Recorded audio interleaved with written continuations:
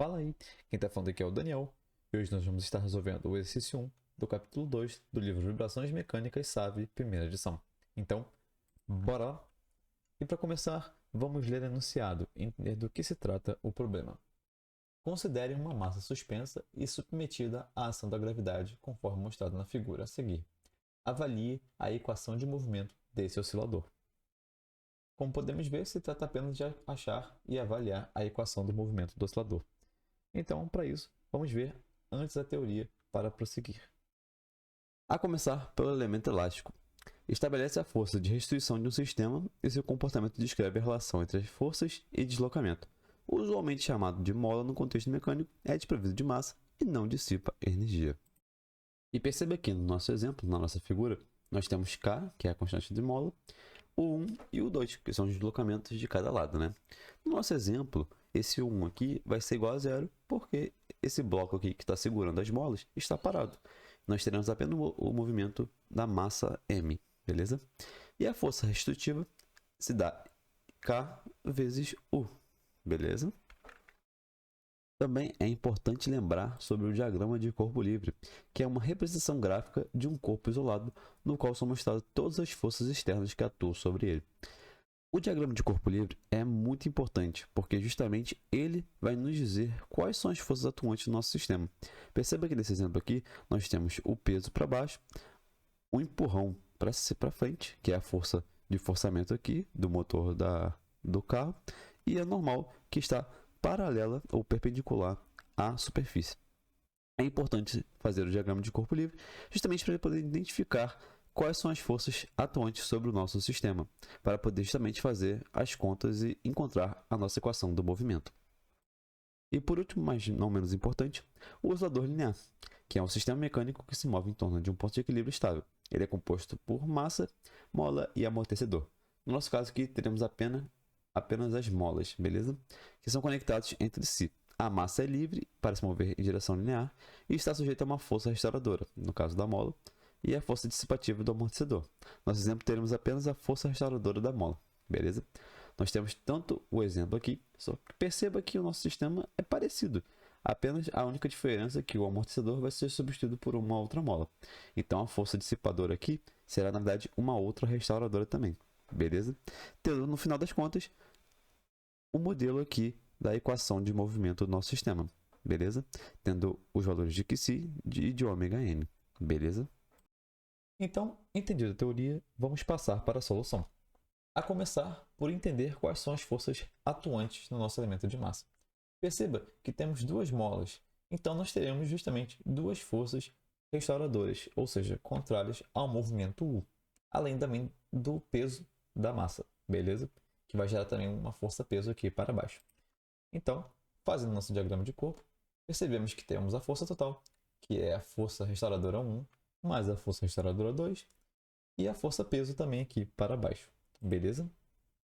Então, prosseguindo, precisamos agora fazer o quê? Nós precisamos encontrar o U estático. O nosso U principal, o nosso U desse sistema aqui, o Uzão aqui, ele tem tanto o U estático quanto o U dinâmico. Mas por que precisamos achar? Na equação vai ter dois U's, então vamos tentar cortar esse U através do modelo estático, beleza?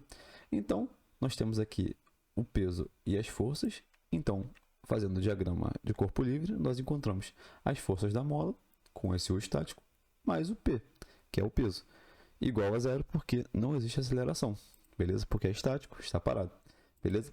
Então, isolando esse U estático, nós encontramos que ele é igual a P sobre K2 mais K1, beleza? Agora, vamos voltar para o diagrama de corpo livre geral, onde tem o U maiúsculo, que seria o geral, o total, né? Que é o estático mais o dinâmico. E vamos tentar encontrar a equação do movimento. Então, fazendo somatório de forças em y, nós temos que f de y, somatório de f de y, é igual a m, o dois pontos. No caso que no sistema agora o dinâmico tem aceleração. Então, Fr1 menos Fr2 mais P é igual a mu dois pontos.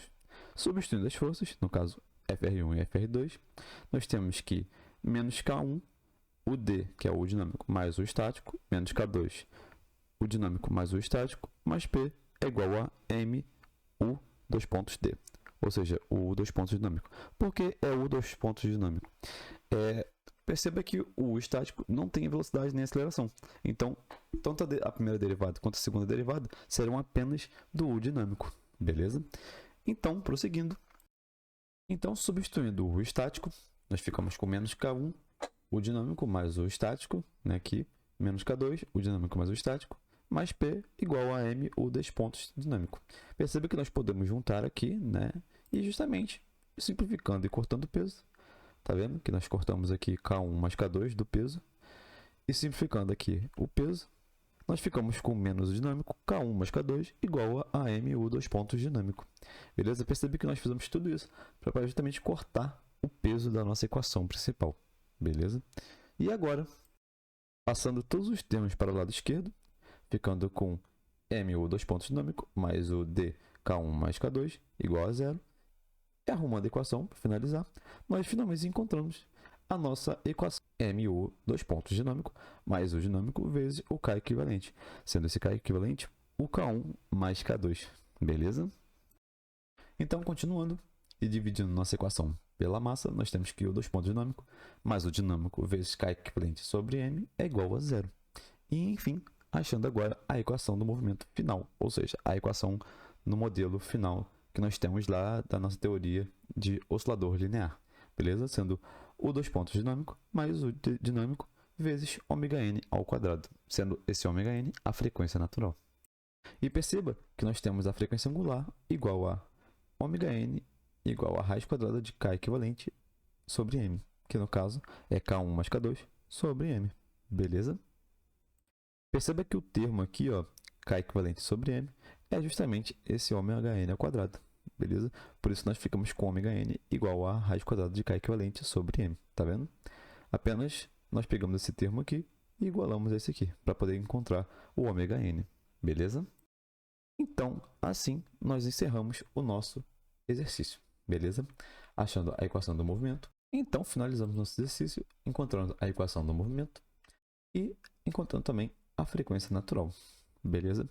Então, caso tenham gostado do vídeo, se inscrevam, deixem um like e ativem o sininho. Caso também tenham mais dúvidas para tirar, podem passar para o e-mail abaixo, beleza?